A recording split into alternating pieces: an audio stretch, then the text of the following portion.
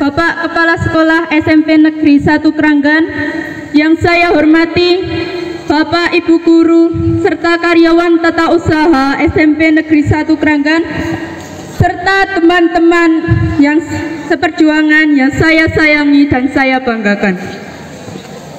Puji syukur, marilah kita panjatkan kehadirat Allah SWT yang telah melimpahkan rahmat dan karunia-Nya sehingga kita dapat berkumpul di tempat ini dalam keadaan sehat walafiat. Saya ucapkan terima kasih kepada panitia Bulan Bahasa yang telah memberikan saya kesempatan untuk menyampaikan pidato dengan tema peran pelajar dalam mengisi pembangunan. Pelajar adalah gambaran pemimpin masa depan. Jika kita ingin bertanya, mau dibawa kemana nasib masa depan suatu bangsa, maka lihatlah keadaan pemudanya. Dari ungkapan tersebut, jelas bahwa jika kita ingin memajukan masa depan suatu bangsa, maka dengan membina pemudanya.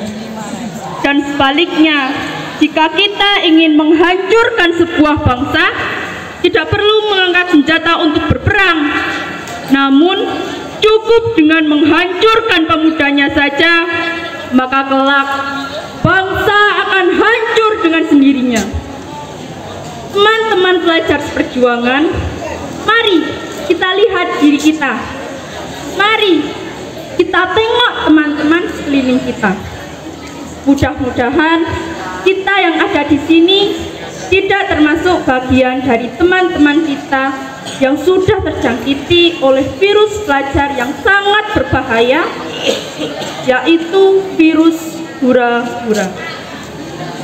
Virus yang akan menyebabkan pelajar yang akan menghabiskan waktunya hanya untuk berhura-hura, senang-senang, dan tidak mau mengikuti aturan. Saatnya sekolah bermalas-malasan, pulang sekolah main PS, HP yang seharusnya digunakan untuk menggali informasi seluas-luasnya, justru malah lebih banyak digunakan untuk main game, memilih menonton TV daripada belajar, hingga lupa PR, lupa tugas, lupa cita-citanya. Apa benar kita sebagai pelajar sekolah menengah mampu memengaruhi nasib bangsa ini? Teman-teman pelajar seperjuangan ibarat tumbuhan di saat kecilnya sudah bengkok, penuh penyakit, maka tidak akan menghasilkan pohon kayu yang baik, kuat, dan menghasilkan buah yang berkualitas. Ibarat bangunan, kita adalah fondasi. Jika fondasinya lemah, maka semegah apapun bangunan itu hanya tampak indah dari luar saja, namun tidak akan tahan goncangan, ropos, rapuh, dan mudah runtuh. Jadi sudah jelas, walaupun kita masih kecil, namun sangat besar peranan kita dalam pembangunan bangsa. Apabila kita hanya bermalas-malasan, maka kelak bangsa akan diisi oleh orang yang malas. Sebaliknya, jika kita menjadi pelajar yang rajin, penuh prestasi, dan berakhlak karimah, maka bangsa ini akan menjadi bangsa yang maju, penuh prestasi, dan bermartabat. Terus, bagaimana peranan kita dalam pembangunan bangsa? Teman-teman seperjuangan, sebagai pelajar, kita harus memiliki karakter diri yang kuat agar mampu mengemban tugas dan amanat bangsa. Adapun karakter diri yang harus dimiliki oleh pelajar antara lain, yang pertama, memiliki iman yang lurus dan kuat. Dengan memiliki iman yang lurus dan kuat, maka seorang pelajar dapat terbimbing ke jalur yang benar dan terhindar dari virus-virus yang sudah saya jelaskan tadi. Iman yang lurus dan kuat akan membawa seorang pelajar ke tingkah laku yang baik. Yang kedua, memiliki akhlak yang mulia. Akhlak akan menjadikan seorang pelajar tahu dalam bersikap, kapan dia harus hormat dan kapan dia harus bersikap tegas. Yang ketiga, mereka berpengetahuan luas. Ilmu pengetahuan yang luas merupakan kunci kesuksesan atau alat seseorang untuk meraih apa saja yang dia inginkan. Sebagai pelajar, sudah sepantasnya kita memiliki ilmu pengetahuan yang luas agar mampu mengisi pembangunan bangsa. Teman-teman pelajar perjuangan, dengan berpegang iman, akhlak yang mulia, dan ilmu pengetahuan yang luas, kita akan menjadi generasi bangsa yang siap untuk mengisi kemerdekaan, membangun bangsa, dan melanjutkan cita-cita bangsa yang kita cintai ini. Dengan pelajar yang beriman, bangsa akan aman. Dengan pelajar yang berakhlak mulia, bangsa akan berjaya. Dengan pelajar yang berilmu, bangsa akan maju. Demikian yang dapat saya sampaikan. Terima kasih atas perhatiannya, dan mohon maaf apabila ada tutur kata yang kurang berkenan di hati. Wabillahi taufiq. Wassalamualaikum warahmatullahi wabarakatuh. Iya, tepuk tangan untuk Ananda.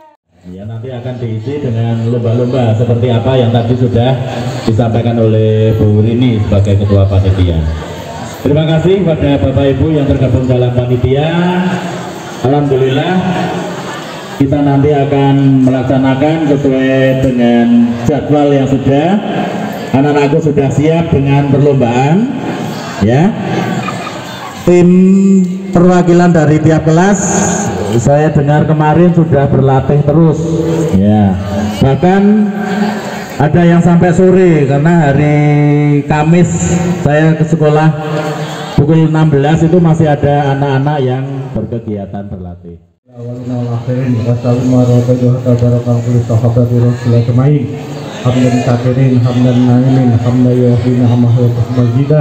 Ya Rabbana lakal hamdu kama yanbaghi li jalali wajhika wa misqani.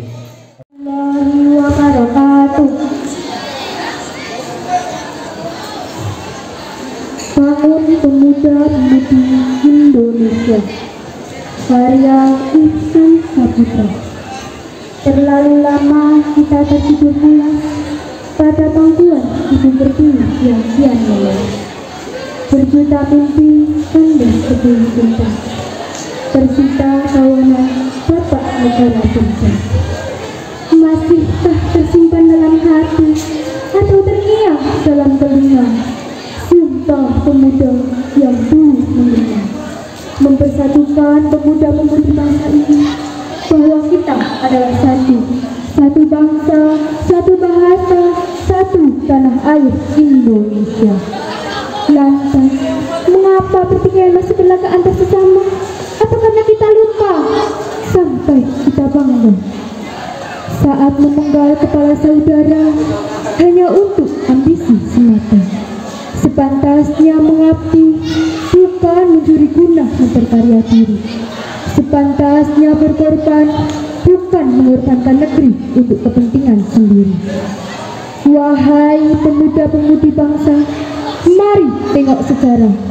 Siapa sebenarnya putra bangsa, agar kita mengerti bahwa kita adalah saudara-saudara, terlahir dari benih yang sama, Indonesia. Wassalamualaikum warahmatullahi wabarakatuh. Waalaikumsalam warahmatullahi wabarakatuh.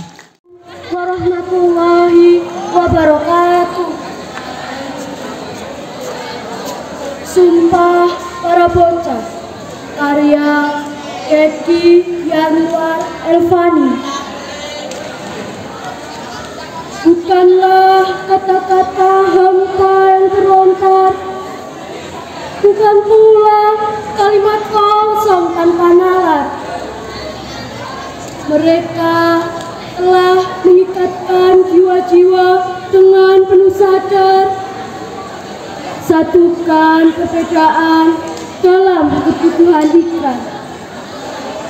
Mereka tahu sumpah bukanlah mainan. Sumpah adalah janji suci di hadirat Tuhan.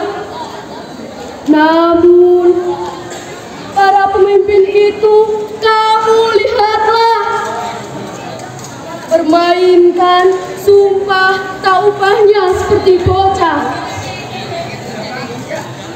para pemuda bersumpah dengan 3 janji, dengan segenap darah juang mereka tepati. Kini ratusan janji diobral dalam pemilihan, sekedar kepalsuan agar tahta mampir ke pangkuan. Bahkan para bocah yang bersumpah dengan kemalasan, tak sampai hati terucap sumpah karena kepalsuan. Sedang para bocah yang menari-nari di gelanggang puasa lebih rendah dari bocah sekolah setelah buta mata hatinya. Wassalamualaikum warahmatullahi wabarakatuh. Waalaikumsalam warahmatullahi wabarakatuh. Assalamualaikum warahmatullahi wabarakatuh. Sumpah para bocah, karya Dedi Yanwar Elfani. Bukanlah kata-kata hampa yang terlontar, bukan pula kalimat kosong tanpa nalar. Mereka telah mengikatkan jiwa-jiwa dengan penuh sadar. Satukan perbedaan dalam keteguhan ikrar. Mereka tahu sumpah bukanlah mainan. Sumpah adalah janji suci di hari baan Tuhan. Namun para pemuda itu, kamu lihatlah, bermainkan sumpah taubahnya seperti bocah. Para pemuda bersumpah dengan 3 janji. Dengan segenap darah juang, mereka tepati. Kini ratusan janji diobral dalam pemilihan, sekedar kepalsuan agar tahta mampir ke pangkuan. Bahkan para bocah yang bersumpah dengan kepolosan, tak sampai hati terucap sumpah karena kepalsuan. Sedang para bocah yang menari-nari di gelanggang kuasa lebih rendah dari bocah sekolah, telah buta mata hatinya. Assalamualaikum warahmatullahi wabarakatuh. Waalaikumsalam warahmatullahi wabarakatuh. Assalamualaikum warahmatullahi wabarakatuh. Sumpah para bocah, karya Dedi Yanwar Elfani. Bukanlah kata-kata hampa dan terlontar, bukan pula kalimat kosong tanpa nalar. Mereka telah mengikatkan jiwa-jiwa dengan penuh sadar. Satukan perbedaan dalam keteguhan ikrar. Mereka tahu sumpah bukanlah mainan. Sumpah adalah janji suci di baan Tuhan. Namun para pemimpin itu, kamu ialah permainkan sumpah taubaya seperti bocah. Para pemuda bersumpah dengan 3 janji. Dengan segenap darah juang mereka tepati. Kini ratusan janji diobral dalam pemilihan, sekedar kepalsuan agar tahta mampir ke pangkuan. Bahkan para bocah yang bersumpah dengan kepolosan, tak sampai hati terucap sumpah karena kepalsuan. Sedang para bocah yang menari-nari di gelanggang puasa lebih rendah dari bocah sekolah, telah buta mata hatinya. Wassalamualaikum warahmatullahi wabarakatuh. Waalaikumsalam warahmatullahi wabarakatuh.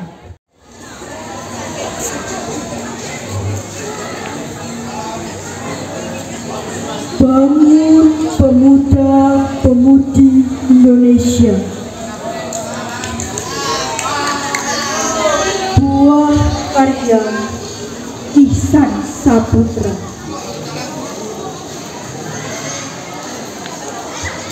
Terlalu lama kita tertidur pulas. Pada pangkuan Ibu Pertiwi yang kian memelas, berjuta mimpi kandas sebelum tuntas. Tersita kawanan bapak negara berjas. Masihkah tersimpan dalam hati atau terngiang dalam telinga sumpah pemuda yang dulu menggema, mempersatukan pemuda-pemudi bangsa ini, bahwa kita adalah satu bangsa, satu bahasa, satu tanah air Indonesia. Lantas, mengapa pertikaian masih berlaga antar sesama?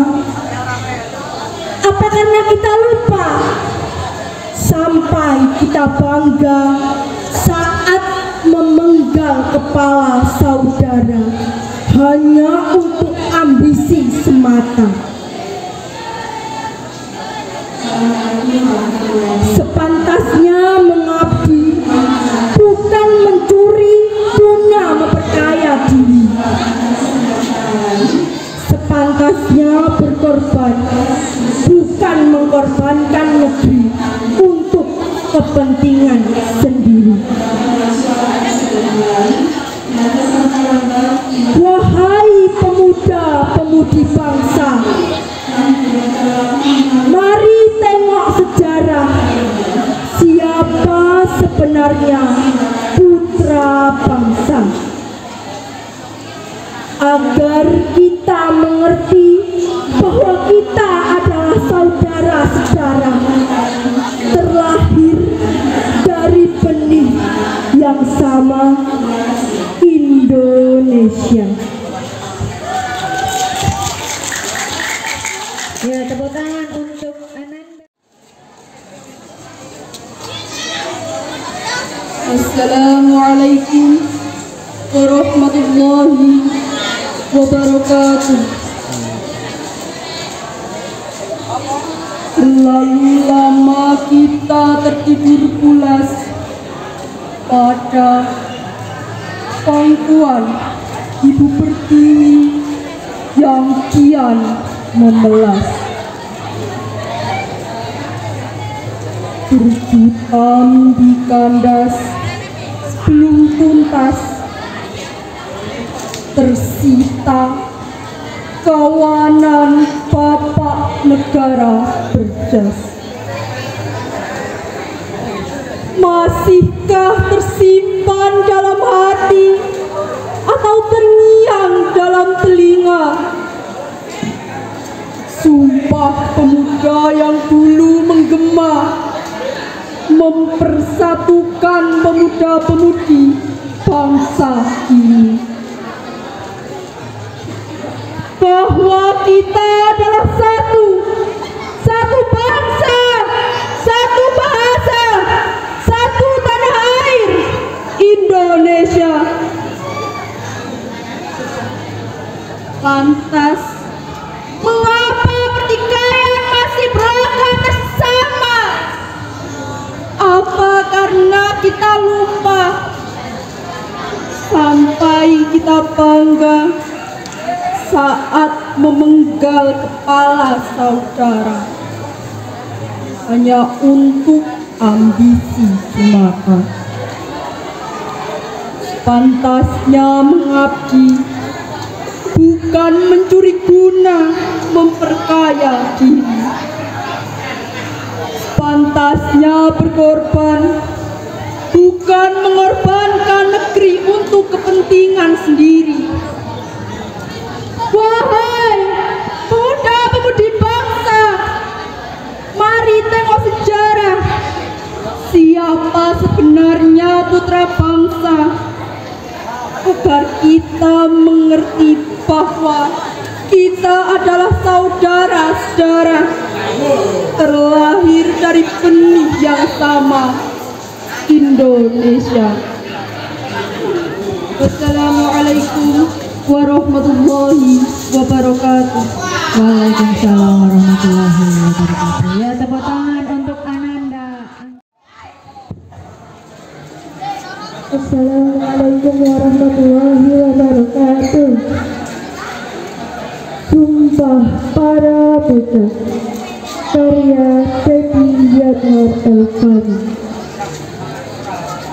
Bukanlah kata-kata hampa yang terlempar, bukan pula kalimat kosong tanpa nalar. Mereka telah mengikatkan jiwa-jiwa dengan penuh sadar. Satukan perbedaan dalam keteguhan ikrar. Mereka tahu sumpah bukanlah mainan. Sumpah adalah janji suci di haribaan Tuhan. Namun para pemimpin itu, kamu lihatlah, permainkan sumpah tak ubahnya seperti bocah. Para pemuda bersumpah dengan 3 janji. Dengan segenap darah juang mereka tepati. Kini ratusan janji diobral dalam pemilihan, sekedar kepalsuan agar tahta mampir ke pangkuan. Bahkan para bocah yang bersumpah dengan kepolosan tak sampai hati terucap sumpah karena kepalsuan. Sedang para bocah yang menari-nari di gelanggangan puasa lebih rendah dari bocah sekolah telah buta mata hatinya. Wassalamualaikum warahmatullahi wabarakatuh. Waalaikumsalam warahmatullahi wabarakatuh. Wabarakatuh. Dewan juri yang saya hormati, teman-teman yang saya cintai, pertama-tama marilah kita panjatkan puja dan puji syukur atas kehadirat Allah Subhanahu wa Ta'ala yang telah melimpahkan rezeki-Nya kepada kita sehingga kita dapat berkumpul pada kali ini. Pada kali ini saya akan menceritakan sebuah dongeng yang berjudul Keledai Bertelinga Panjang. Begini ceritanya. Pak Pedi baru saja membeli seekor keledai muda. Keledai itu nantinya akan membawa barang-barang dagangan milik Pak Pedi. Pak Pedi biasanya melewati terowongan yang menembus di kaki gunung untuk ke desa yang berada di seberang gunung. Keledai itu diberi nama Elka. Menurut Pak Pedi, Elka sangatlah cantik karena ia memiliki telinga yang panjang dan menjulang lancip ke atas. Hidung Elka juga sangat lembut. Hari ini hari pertama Elka bekerja. Pak Pedi meletakkan barang dagangnya ke punggung Elka. Lalu ia menuntunnya menuju ke arah terowongan yang berada di kaki gunung. Semula semua berjalan lancar. Namun saat akan memasuki terowongan, tiba-tiba Elka tak mau berjalan lagi. Ia terdiam di depan terowongan. Pak Pedi berusaha mendorong tubuh Elka agar dapat masuk ke terowongan. Namun keledai itu tetap bertahan. Pak Pedi akhirnya menyadari hal sesuatu. Astaga, aku baru sadar kalau terowongan ini agak rendah. Jadi Elka keledaiku tidak bisa lewat karena telinganya akan tersangkut langit-langit terowongan. Seru Pak Pedi. Pak Pedi berusaha membujuk Elka dengan mengusap-usap kepala Elka dan berbisik, "Elka sayang, kau harus melipat kedua telingamu supaya kita bisa melewati terowongan ini, karena kita harus mengantarkan barang dagangan ini ke desa seberang."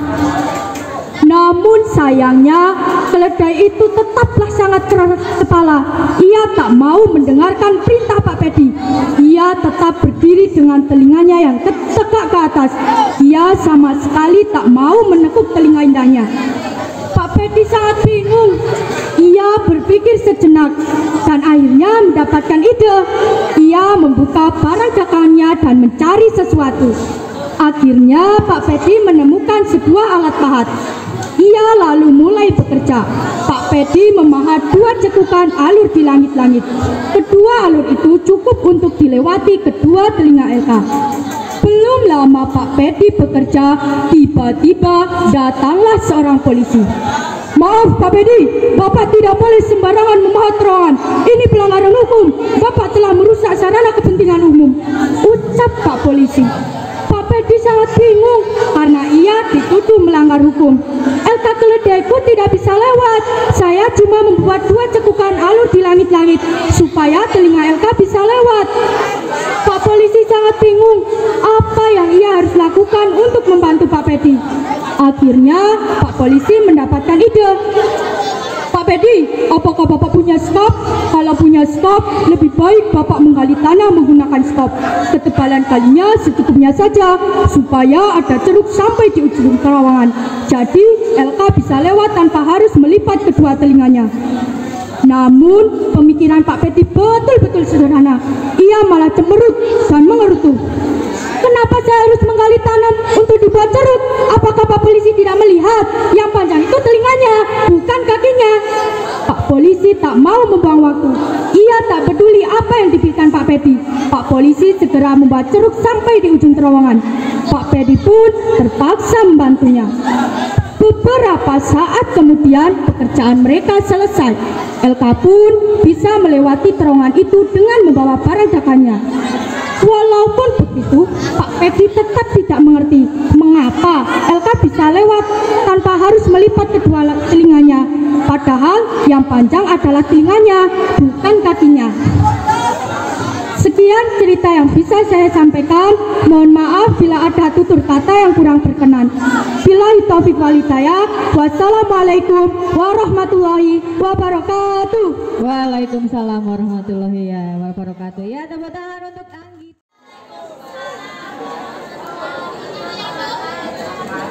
Dewan juri yang saya hormati dan teman-temanku yang saya hargai. Di sini saya ingin menceritakan tentang legenda Joko Tarub. Pada zaman dahulu kala, hiduplah seorang remaja yang bernama Joko Tarub. Joko Tarub tinggal sendirian di sebuah rumah di pinggir hutan. Ia menghabiskan waktunya untuk memancing. Hasil pancingannya itu dijual untuk memenuhi kebutuhan hidupnya dan ibunya.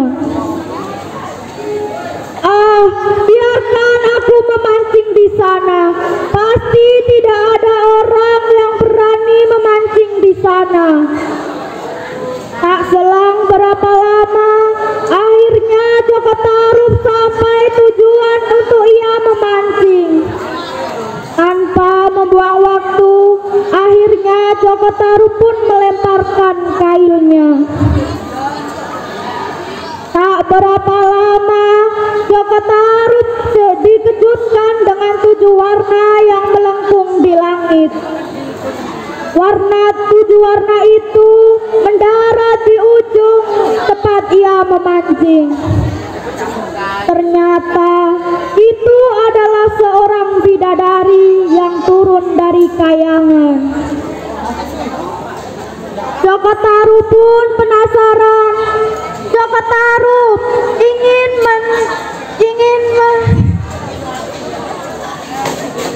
mendekati bidadari itu lewat semak-semak. Joko Tarub pun mengambil salah satu selendang milik bidadari itu. Ia menjimat selendang itu di batik kain bajunya.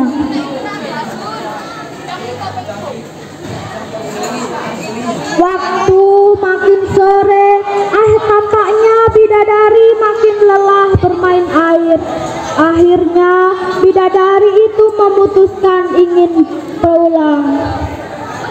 Tampaknya salah satu dari ketujuh bidadari itu tampaknya ada yang kebingungan. Di mana selendangku? Aku tidak bisa pulang tanpa selendangku itu. Akhirnya keenam bidadari itu membantu untuk mencari selendang yang milik bidadari yang hilang. Tapi tidak ada yang menemukan selendang itu. Akhirnya keenam bidadari itu memutuskan pulang. Di mana selendangku? Aku tak bisa pulang tanpa selendangku itu. Di mana? Akhirnya Joko Tarub pun mendekati bidadari itu. Mengapa kau bersedih? Apakah kau seorang bidadari yang turun dari kayangan? Iya, aku adalah seorang bidadari. Namamu siapa? Namaku adalah Nawang Wulan. Akhirnya Joko Tarub pun mengajak Nawang Wulan untuk pergi kembali ke rumahnya. Berbulan-bulan sudah dilewati. Akhirnya Joko Tarub pun memutuskan untuk menikah dengan Nawang Wulan. Pekerjaan Joko Tarub bekerja di ladang, sedangkan Nawang Wulan bekerja di dapur. Nawang Wulan ingin mencuci baju di sungai, tapi Nawang Wulan berpesan dengan Joko Tarub tidak untuk membuka tudung saji masakannya. Tapi Joko Tarub pun membuka tudung saji masakan punya Nawang Wulan. Mengapa tudung saji masakanku ini seperti tadi tidak berubah? Apakah kau membukanya? Tanya Joko Tarub. Iya, aku membukanya karena aku ini penasaran. Kenapa padi di lumbung kita tidak habis? Akhirnya Nawang Wulan dan Joko Tarub membersihkan ladangnya, tapi Nawang Wulan terkejut melihat selendang yang ada di ladangnya. Nawang Wulan pun menyimpan di segenggam tangan, tapi Nawang Wulan pun bertanya kepada Joko Tarub, apakah ini selendangku? Tanya Nawang Wulan kepada Joko Tarub. Iya, itu adalah selendang milikmu, jawab Joko Tarub. Akhirnya Nawang Wulan pergi ke kayangan dengan selendang itu. Sekian dari saya, terima kasih. Wassalamualaikum warahmatullahi wabarakatuh.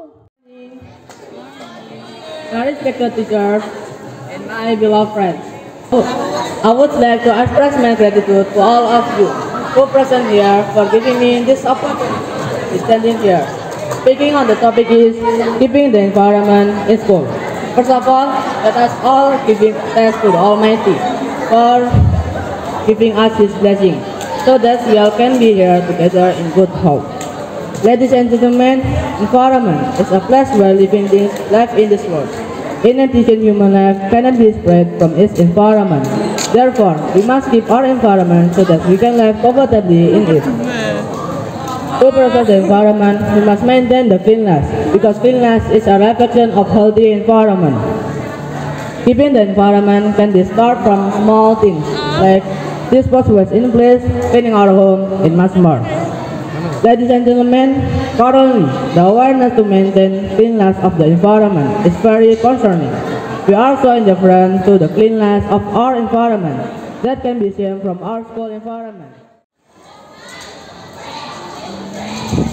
Good morning, my respected teachers and my beloved friends. I would like to express my gratitude to all of you who present here for giving me this opportunity to be standing here speaking on the topic, love for country in this very occasion. First of all, let us all give thanks to the Almighty for giving us His blessings so that we all can be here together in good health. Ladies and gentlemen, Indonesia is our country where we were born and raised. Well, some of you might not have been born and raised in this country, but admin is that now. We all live in this dearest Indonesia, the country whose people we interact with every day, and the country whose natural resources we make use of every day. Therefore, it can be said that it is our obligation to pay back everything this country has given to us. Love is the greatest thing that we can give in return to this beloved country. When we love something, we have this urge to take care of it and protect it from all sorts of danger. That is why love is the most powerful thing that can make our homeland last forever. Ladies and gentlemen, love for country is not only declaring that we love Indonesia, but also putting in action showing that we love Indonesia. Then, what should we do to show our love for our homeland? First, we must learn the history of our country. There is the saying, you can't love what you don't know. If we do not really know Indonesia, then how can we really love it? Learning history is a way to get to know our country better and to love it more. Second, we must respect its people. As we know, the people of our country come from various races, ethnic, and religions. We must respect them regardless their background in order to maintain the unity of Indonesia.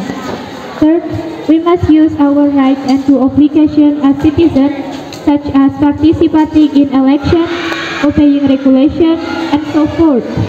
Next, we must use Indonesia local products more often than using those of foreign in order to help developing our country's economy.